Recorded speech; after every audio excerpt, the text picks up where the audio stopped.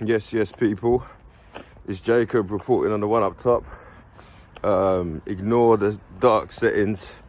I'm on my way home from work, walking through the ghetto in Erdington, Birmingham. So if from time to time you can't see my face, you understand why. But yeah, first of all, everyone who's watching, love and appreciation.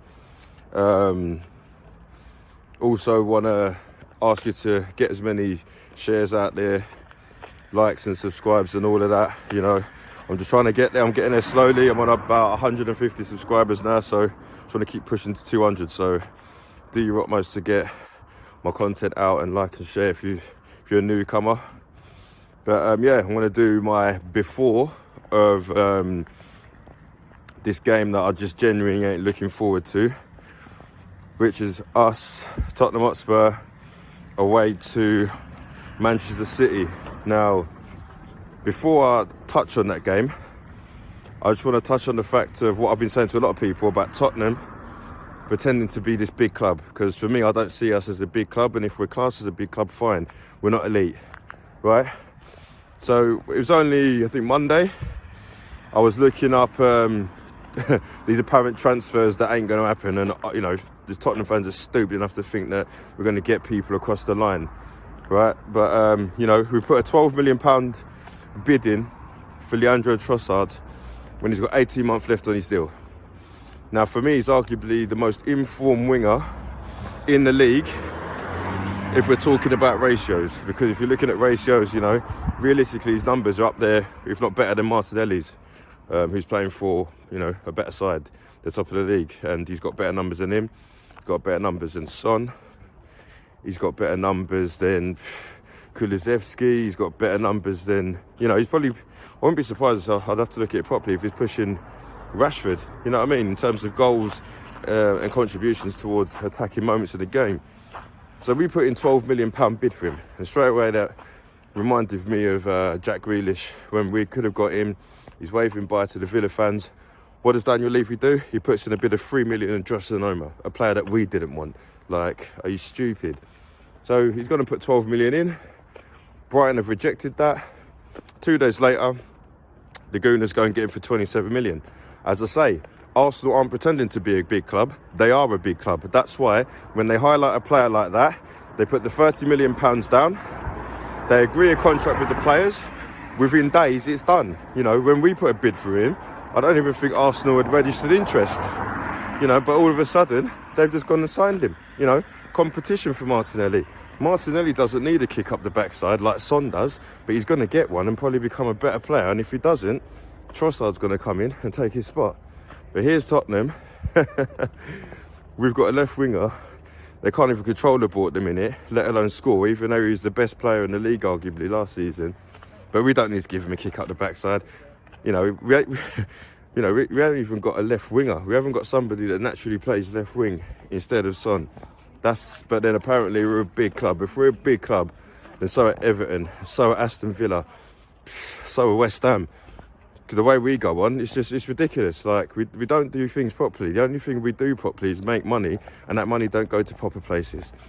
But that's another thing I'll probably talk about after the game, once we've been battered. So, you know, I'm going to move on to the game later on this evening as Pep Guardiola entertains us. Now, traditionally, you know, Pep's always worried about Spurs because somehow, no matter how good or bad we are, we get a result against Man City. And a lot of Tottenham fans, you know, these stupid Tottenham fans, these are the same stupid fans that think we're a massive club. They're the same stupid fans that think Daniel Levy's going to get his hands in his pocket. They're the same stupid people that think that one day Daniel Levy's going to sell this club when he's making all this money off AJ and WizKid concerts. Like, come on, man, you lot are dumb. But, yeah, they're the same fans that think because we're Man City's bogey side, that we're just that alone merits that we're going to win today. Now, for me, again, I'm not going on a rant. These are facts. This is why I say a lot of our fans have got a small club mentality, because this is what West Ham do with us. So as a Spurs fan, you know that West Ham, when they turn up, it's like, oh, you know, this is their cup final. Ain't that what we're doing to Man City then? It's the same energy, if you ask me, but apparently we're a big club. Big clubs like Man City, Chelsea, Arsenal, Man United, Liverpool, they ain't going around trying to beat teams hoping that they can beat them because they're bogey side. They're just beating you because they're better than you. Not this boginess. Right? I don't want to hear no boogers. It's just dumb. Right? Beat teams because you're better than them, not because of a one-off game. If you're doing that, that's fine. You're a small club though. It's as simple as that. You know, when Brentford got promoted, they would have been going to Old Trafford and places like that and thinking, cool, imagine winning there. That's what we're doing with Man City, but apparently we're supposed to be competing with them. You're having a laugh. Like, I'll go as far as saying I've predicted it everywhere. I don't change my mind, you know. I'm walking past the bookies in a bit, tempted to stick a fiver down on Man City 5-1. And the reason why I say that is because Haaland's on a drought. Haaland, do you think he's looking at Eric Dyer and worrying? Think he's looking at Romero? Like, he's looking at Romero thinking, I'll get you sent off, I'll wind you up. Eric Dyer, you ain't catching me. And if it's Ben Davies, light work. And then if it's Longlay's not even bothered about Tottenham because he's just going to go back to Barcelona and see where he can go next. So from Haaland, I'm gassed. So we will lose, I can guarantee you that. And if I'm honest, I'm not fed up with Spurs as a club, as an establishment, as a squad, as a whole thing, right? That I know full well that when I go in the pub with my mate and watch this game later, I know I won't go mad if Harry Kane scores and we take the lead. I know I won't go mad if we win 2-0. I won't be mad if we're 4-0 up. Just the same way that happened at Palace. I didn't celebrate. Why? Because all it does is paper over the cracks. That's all it does. So if we go and beat Man City 2-1 and then we're like 4 points off top 4, majority of Spurs fans with this small club mentality would be like, see, we've got a chance. Who hates Daniel Levy now? Who was saying Conte out? These stupid fans. Like, we could beat Man City, and I'm still saying Levy out, Conte out, and I'm saying Conte out because what is the point of holding on to this guy? He ain't going to sign up, and because he's not going to sign up, we ain't going to get any new players because Daniel Levy, even though, you know, when it comes to business, he's not going to go, here you go, Conte. Here's a couple of players, you know, even though you're not signing. So Daniel Levy's like, are you signing? No, all right, then I'm not buying any players then. But then you've got Tottenham fans that seem to think that we're going to get Trossard for 30 mil. Why would Daniel Levy put money in his pocket for a manager that ain't going to be here in 6 months' time? Use your head. It's simple maths. Some things are just simple. So because you've got all that animosity in the air, all that negative energy, how can you be a squad of players and go into that game feeling confident and wanting to, you know, why would you even want to achieve Champions League football when you know you've got a squad that ain't good enough to compete in it? You know, Harry Kane ain't bothered about getting top 4 because realistically he's in the driving seat to go wherever he wants. You know, Man United are probably the favourites and I think that's where he'll go. But if Man United don't show any interest, Bayern Munich, Real Madrid need strikers. So Harry Kane's calm. Harry Kane's just banging goals just to make sure that move happens and probably putting an extra pennies into the club, hoping that Daniel Levy one day wakes up, which we all know he won't. So, you know, going back to the game anyway, doesn't really matter what lineup we put out, doesn't really matter what Man City put out. As long as Haaland's playing, we ain't winning. Simple as that. As long as you got, you know, I don't know, I'm sitting on the fence with people like Højbjerg. Like Højbjerg, I like his warrior mentality, but sometimes it's like we're getting attacked and he's pointing at people. Like, come on, man! Like, put your hands down and go and get it. Then, you know, I like Sarr, I like Kulusevski, but these are the guys that are supposed to be in squads and learning from players, not being our most important players. Romero, I'm fed up with him because he's rash in a Tottenham shirt. Argentina, you're Maldini. So, you know what I mean? I'm not going to get gassed for this. The only reason why I'm going in the pub is because it's down the road for me, realistically, and I'm going out with my mate. If anything, if my friend wasn't coming down, hand on heart, I would have gone and played 7-side later. Would have enjoyed that. You know, people on the sidelines would be laughing, oh, have you heard Tottenham when you're losing 3-0? Yeah, don't worry about that. I'm playing football. I ain't watching that shit. Do you know what I mean?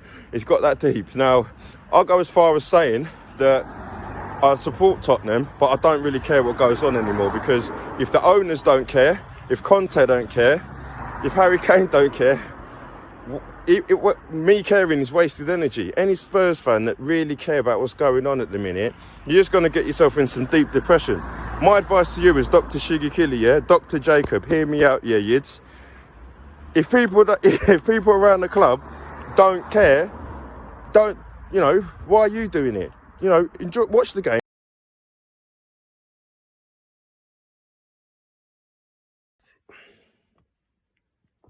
Yes, yes, people, it's Jacob on the one up top. What did I tell you? Now, first and foremost, I'm going to say again, get liking and subscribing, like I said in my before video. But as I told you, this is what we expect, man. You know what I mean? The only difference is that I didn't get the correct score, but I got the right amount of goals. Because I said 5-1 Man City and it's 4-2. So, you know, whoopee-doo, we scored another 2. But it's just, I wouldn't even call it embarrassing. It's just becoming so obvious that I think to myself, why should I be putting all this energy into the club anymore? Because it's just a shambles, you know. The manager don't care, you know, when he brings off Perisic for Conte, for Sessegnon, sorry. Regardless of what happens in the game, we're still at a back 5. He won't bring Son off. He's playing Kane in every single position when he's a centre forward. You know, it's just a shambles. You know, Lloris, again, culpable for 2 goals. You know, he can't clear his lines. He can't command his box, but he's our skipper. Funnily enough, Emerson Royal had a good game. You know, hats off to him, because I've always been somebody that's cussed him out, but I'll give him his hats off. I'll give him his due diligence. It's not because he scored the goal. He actually did well defensively and showed a bit of passion. And, you know, weirdly, he's had the best games against Man City and Liverpool, who over the last 5 years have been the best 2 sides in the league. But, yeah, I'm not going to keep this video too long. This is my after video. Conte out. Simple as that. Now, I've said it about the fact that the ENIC group ain't going to back Conte because he's not going to sign a new deal, and they're not going to back somebody that they don't know that's going to be there in the next 6 months. So it's one of those where you got to get rid of him. But like I said to my friend on the phone just now, realistically, ENIC group are going to keep Conte and probably sack him in February. And the reason why they'll sack him in February is because they haven't got to spend no money. So they'll bring someone like Poch in, get the papers over the cracks, make all the Tottenham fans that are stupid think like, oh, we got Poch back. But yeah, he ain't getting backed till, you know, June, July next year in the next transfer window. It's just embarrassing, man. It's like we've got 10 days till the transfer window ends, and we're not going to sign anyone. Like, if I'm going to back Daniel Levy, why would you back a manager in the next 10 days that doesn't want to commit? So if he doesn't commit, then cool. But for me, if you're Daniel Levy, you got to sack him. But if you're Daniel Levy and you're business-minded instead of football-minded, all you're going to do is go, we'll give it till Fulham. So when we play Fulham and lose to them, all right, cool, we'll give it to Man City. And then we'll lose to Man City, we'll lose to Fulham. Oh, let's pull the trigger now, and we ain't got to spend no money. In that same week, you're going to release the finances, and you're going to do what every other club hasn't done and tell the fans the truth. You know, Man United, Arsenal, Chelsea, West Ham, Everton, all released their financial accounts in January the 1st. What are Tottenham doing? Oh, we'll wait till February. Why? Because their plan is to not spend any money this January transfer window. So like I said in my previous video, if you think you're going to get Trossard, you think you're going to get all these players, you think Conte's going to get back, there ain't nothing coming in, man. You'll end up getting like Glenn Murray on the 31st, out of retirement, back up to Harry Kane. Do you know what I mean? I'm not even stressed with what's going on with Tottenham too tough. I'm just stressed with Tottenham fans that are still optimistic. People trying to tell me to chill out. Like, are you stupid? The only reason why I'm chilled out is because I'm not stupid, and I realise that there's no point in backing this whole farce. What's the point? What is the point? You know what I mean? Like, I'm supposed to support Tottenham. I'd rather put all my energy into supporting my kids, my family, and my career. Because putting energy into that is pointless. Do you know what I mean? It's like putting 50p in the dickhead. What is the point? You put 50p in a dickhead, you get dickhead. It's the same with Tottenham. Put the energy into Tottenham, you get Tottenham. Don't worry about it, man. I was in the pub watching it. 2-0 up. And I said to the guy next to me, I guarantee you we lose this 4-2. I put it on Facebook to one of my mates, 4-2. Everyone thought it was jokes. This is what we do. I've educated my son. You know, he stayed up to ask me what the score was. 4-2. Told you. We ain't going to win. There's no point. Do you know what I mean? It's for me, I was sat there with an old man in the pub and I said to him, supporting Tottenham is like the wife that you're with. You've been with her for 40 years. Imagine she's cheating on you. She's not cooking. She's not cleaning. She doesn't want any children with you. But then she's got children with other men. But you've been married to her for 40 years. Everyone will say to you, what are you doing? That's how it feels with Tottenham. Everyone's pointing, Jake, what are you doing? Support Tottenham. What are you doing? And I feel it. What am I doing? I'll always support Tottenham. I will not support another club. Do you know what I mean? I won't cheat on Tottenham. But as far as I'm concerned, I think to myself, why am I putting the energy in? Why am I going to the pub to watch the game? I should have gone and played football today. I should have told my mate, I can't make it today. We're not going to watch Tottenham. I'm going to go and play football instead. Because I guarantee I'll ring the boys that I'm going to play football, even if it's a good game in the snow. But nah, I went to watch Tottenham and spent, what, £20 on beers for what? Shambles. So, yeah. I'm not going to say no more on that. Just all I'm going to say to you lot, yeah, is watch out. There's going to be a nice video coming out. Just understand that if you're a Spurs fan and you're optimistic and you want Conte, Enoch or recruitment in, you are getting your pants pulled down by a lizard. Simple as that. And a lizard is licking your batty because I don't understand the confusion. But if you're a confused person, that scenario that I just gave you, you will enjoy it because you're weird. So if you're a Tottenham fan and you're backing this stuff and you're wicked with it, you want Conte in, you think Conte's going to be backed, you think everything's going to be, hunky-dory, you need to sort yourself out. Have a look at yourself in the mirror and understand what is going on because what you're doing is being deluded. You're a sheep of the public, you're a sheep of the mentality, and you're doing Daniel Levy a favour by believing this is happening. Daniel Levy's not going to leave, so I'm not going to sit there and be one of these idiots that tells you to go and protest, because the protest, Daniel Levy will just look at you and laugh. So don't protest, don't do anything, just don't care.